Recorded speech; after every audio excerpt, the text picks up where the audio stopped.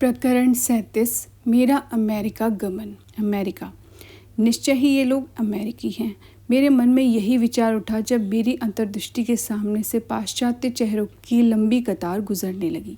रांची में अपने विद्यालय के भंडार गृह में कुछ धूल धूसरित पेटियों के पीछे मैं ध्यान मग्न बैठा था। बच्चों के बीच व्यस्तता के उन वर्षों में एकांत स्थान मिलना बहुत कठिन था।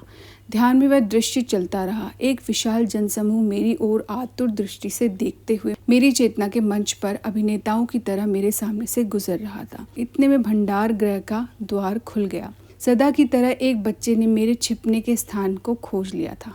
यहाँ आओ विमल, प्रफुल्ल मन से मैंने उसे बुलाया। तुम्हें एक समाचार सुनाता हूँ। भगवान मुझे अमेरिका बुला रहे हैं। अमेरिका, उसने ऐसे स्वर में मेरे शब्दों को दोहराया जैसे मैंने कहा हो चांद पर जा रहा हूँ। हाँ, कोलंबस की भांति मैं भी अमेरिका की खोज करने जा रहा हूँ।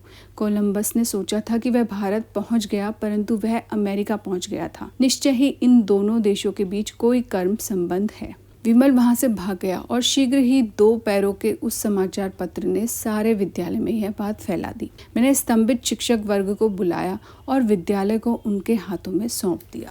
उस अवसर पर उन्हें संबोधित करते हुए मैंने कहा, मुझे पूरा विश्वास है कि लाहिड़ी महाशय के शिक्षा आदर्शों का आप लोग सर्वोपरि पालन करेंगे। मैं हमेशा आप लोगों को पत्र लिखता रहूंगा। ईश्वर ने चाहा तो किसी दिन मैं यहाँ वापस आ जाऊंगा। उन छोटे छोटे बच्चों पर और रांची की उस सुंदर विस्तृत भूमि पर अंतिम दृष्टिपात करते हुए मेरी आंखें छलछला आई। मैं जानता था कि मेरे जीवन का एक विशिष्ट अध्याय पूरा हो चुका था और अब इसके आगे मुझे सुदूर देशों में ही रहना होगा। ध्यान में उस दृश्य दर्शन के कुछ ही घंटों बाद मैं ट्रेन से कोलकाता रवाना हो गया। दूसरे ही दिन मुझे अमेरिका में आयोजित धार्मिक उदारवादियों के अंतर्राष्ट्रीय सम्मेलन में भारत के प्रतिनिधि के रूप में भाग लेने के लिए एक निमंत्रण मिला। उस वर्ष यह सम्मेलन अमेरिकन यूनिटेरियन एसोसिएशन के तत्वावधान में बॉस्टन में होने वाला था। मेरा दिमाग घूमने लगा। मैं श्रीरामपुर में श्री युक्तेश्वर जी के पास जा पहुंचा। गुरुजी, मुझे अभी अभी अमेरिका में एक धार्मिक सम्मेलन में व्याख्यान देने का निमंत्रण मिला है। क्या मुझे जाना चाहिए? गुरुदेव ने सहज भाव से उत्तर दिया, सभी दरवाजे तुम्हारे लिए खुले हैं, अभी नहीं तो कभी नहीं। मैंने व्याकुल होकर कहा, परंतु गुरुदेव, मुझे सार्वजनिक व्याख्यान देने का अनुभव ही क्या है। मैंने शायद ही कभी कोई व्याख्यान दिया हो और अंग्रेजी में तो कभी नहीं। तुम अंग्रेजी में बोलो या किसी भी भाषा में, योग पर तुम्हारा व्याख्यान मन लगाकर सुना जाएगा। मैं हंस पड़ा। गुरुजी, अमेरिकी लोग बांग्ला भाषा तो सीखने से रहे।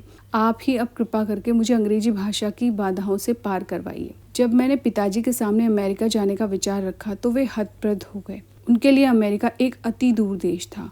उन्हें भय था कि वे मुझे फिर कभी देख नहीं पाएंगे। उन्होंने रुक्षता के साथ पूछा, तुम जाओगे कैसे? कौन तुम्हें इसके लिए पैसे देगा? मेरी शिक्षा एवं पूरे जीवन के लिए वे ही प्रेम से पैसा देते आ रहे थे, इसलिए निश्चय ही उन्हें आशा थी कि यह प्रश्न उठाते ही मेरी सारी योजना धरी की धरी रह जाएगी। भगवान मुझे पैसा देंगे। जब मैंने यह उत्तर दिया तो अनेक वर्ष पहले आगरा में अनंतदा को दिए हुए इसी प्रकार के उत्तर का मुझे स्मरण हो आया। अधिक चालाकी न दिखाते हुए मैंने आगे कहा, पिताजी, शायद भगवान आपके मन में मेरी सहायता करने की प्रेरणा जगा दें। नहीं, कभी नहीं।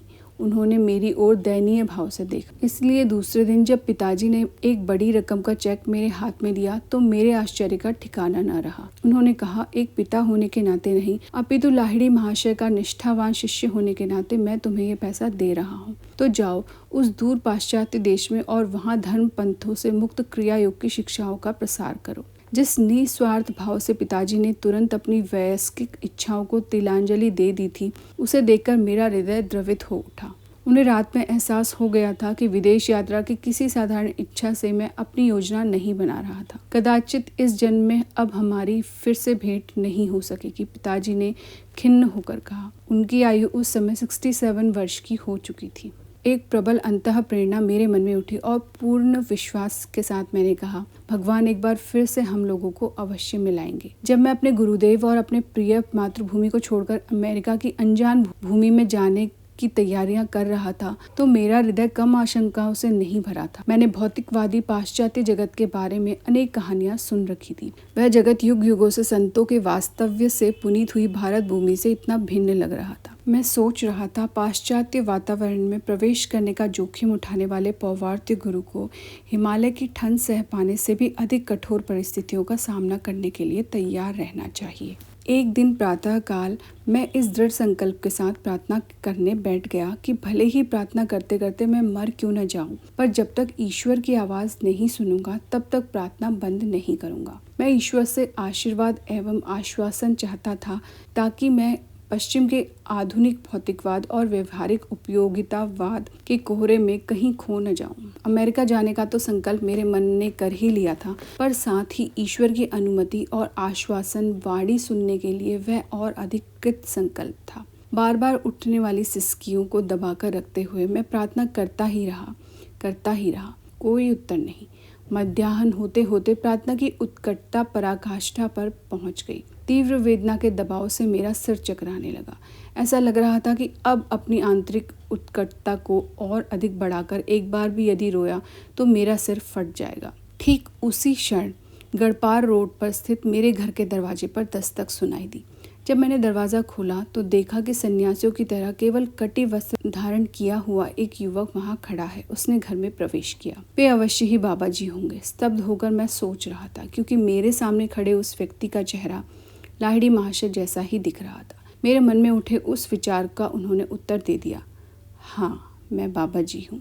वे अत्यंत मधुर आवाज़ में हिंदी में बोल रहे थे। हम सबके परमपिता ने तुम्हारी प्रार्थना सुन ली है। उन्होंने मुझे तुम्हें यह बताने का आदेश दिया है, अपने गुरु की आज्ञा का पालन करो और अमेरिका चले जाओ। डरो मत, तुम्हारा पूर्ण संरक्षण किया जाएगा। थोड़ी देर रुककर बाबा जी ने फिर मुझसे कहा, तुम ही वह हो जिसे मैंने पाश्चात्य जगत में क्रिया योग का प्रसार करने के लिए चुना है।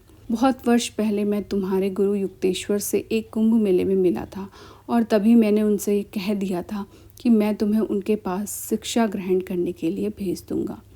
साक्षात बाबा जी के सामने खड़ा होने के कारण भक्ति भाव में विभोर होकर मैं अवाक हो गया और उन्होंने ही मुझे श्री युक्तेश्वर जी के पास पहुंचाया था। यह स्वयं उनके श्रीमुख से सुनकर तो मेरा हृदय कृतज्ञता एवं प्रेमाधार की बाढ़ में पूरी तरह डूब गया। मृत्युंजय परम गुरु के चरणों में मैंने साष्टांग प्रणाम किया। उन्होंने अत्यंत प्रेम के साथ मुझे उठाया। मेरे जीवन के बारे में अनेक बातें बताने के बाद उन्होंने मुझे कुछ व्यक्तिगत उपदेश दिए और कई गोपनीय भविष्यवाणियाँ की। अंत में उन्होंने गंभीरता के साथ कहा, ईश्वर साक्षात्कार की वैज्ञानिक प्रणाली क्रिया योग का अंततः सब देशों में प्रसार हो जाएगा और मनुष्य को अनंत परमपिता का व्यक्तिगत इंद्रियातीत अनुभव कराने के अलावा यह राष्ट्रों के बीच सौमनस्य सौहार्द स्थापित करने में सहायक होगा।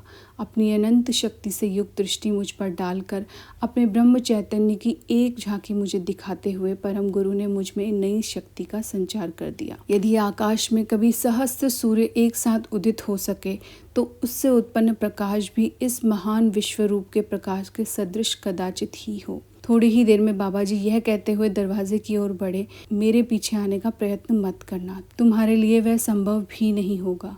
बाबा जी दया कीजिए, चले मत जाइए, मुझे अपने साथ लेते जाइए, मैं बार बार पुकार रहा था।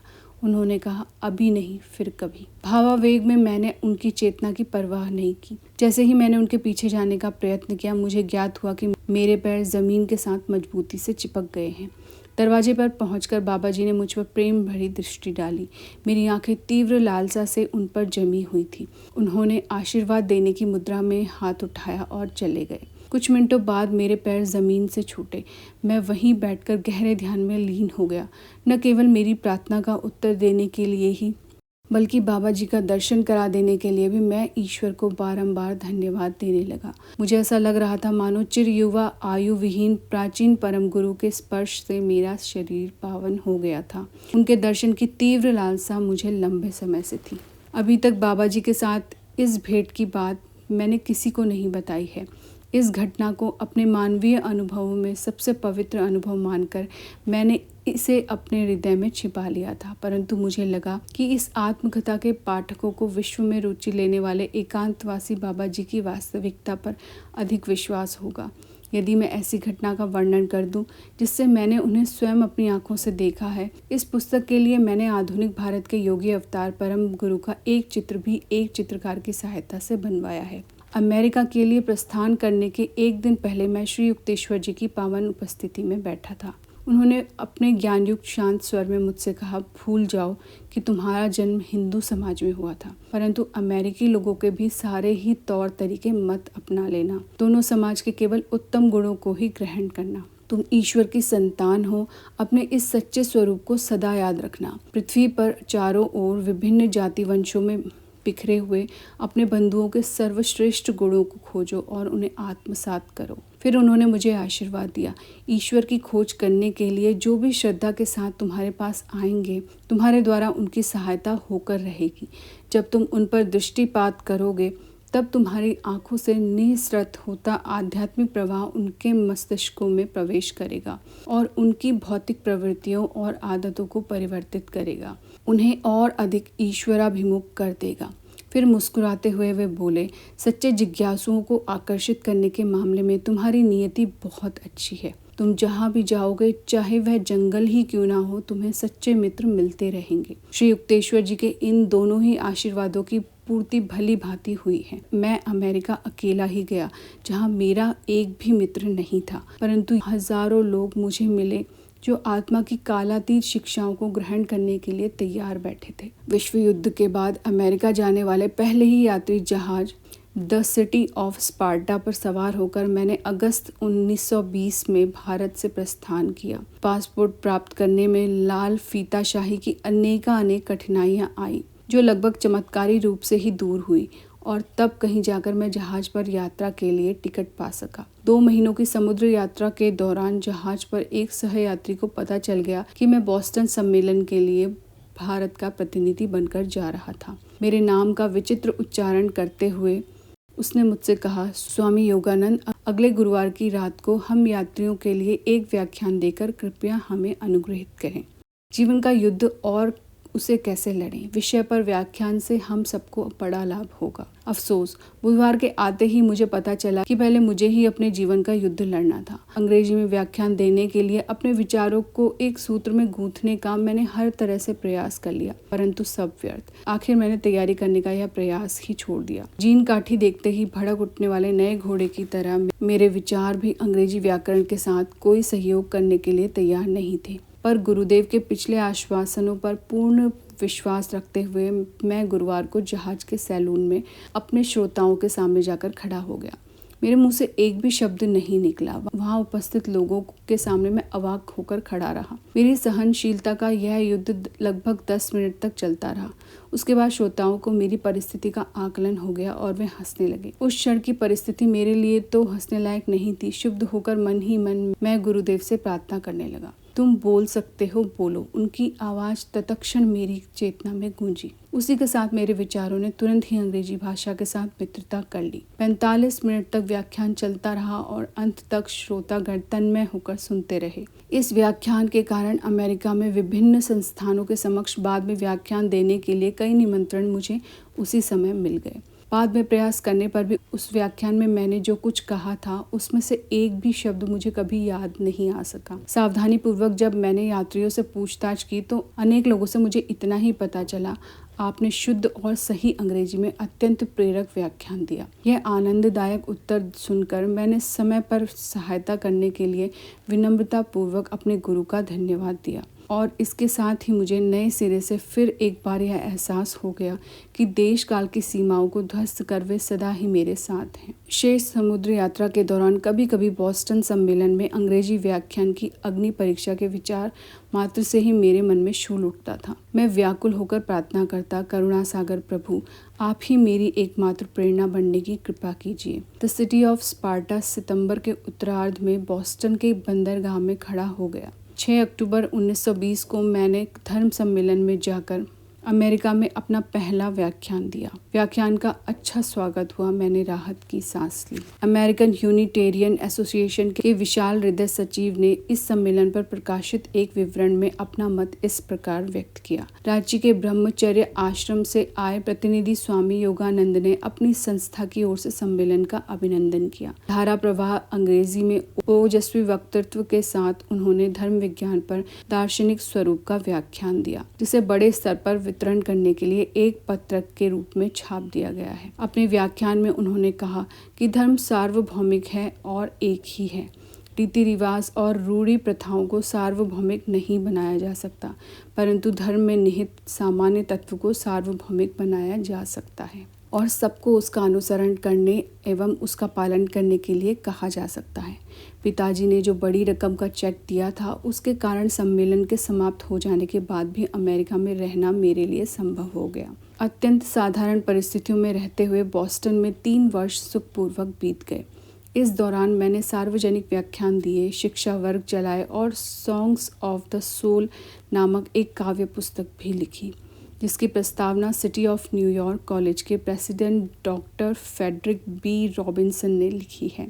1924 में मैंने पूरे अमेरिका महाद्वीप की यात्रा शुरू की और प्रमुख शहरों में हजारों लोगों के समक्ष व्याख्यान दिए। मैं जब सिएटल में था तो कुछ समय विश्रांति में बिताने के लिए वहां से रमणीय अलास्का में चला गया।